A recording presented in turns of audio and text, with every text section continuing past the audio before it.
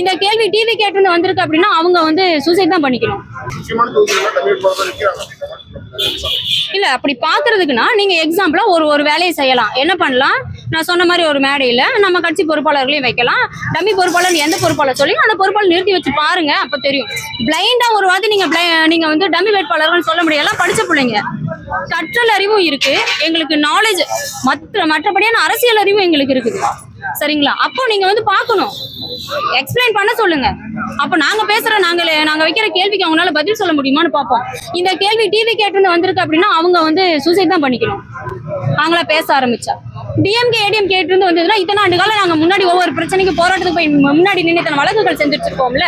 ஸ்டேஜ்ல மினிஸ்டர் வர சொல்லுங்க. தேர்தல் பயணம் ஒண்ணு வைக்கிறாங்க, அதுல எந்த மினிஸ்டர் வந்து நிக்கிறாங்க சொல்லுங்க? எம்எல்ஏ கேண்டிடேட் நான் நிக்கிறேன், இதே மாதிரி எம்எல்ஏ கேண்டிடேட் அமைச்சர் இவர் வந்து நிப்பாரா, நாசரையா வந்து நிப்பாரா, இல்லாட்டி வேற ஏதாவது கட்சியில இருந்து வந்தவங்க நிப்பாங்க? அதே எம்எல்ஏ கேண்டிடேட் நிக்க சொல்லுங்க. கவுன்சிலர் வந்து நிக்கிறாப்பல, ஏன் பயமா?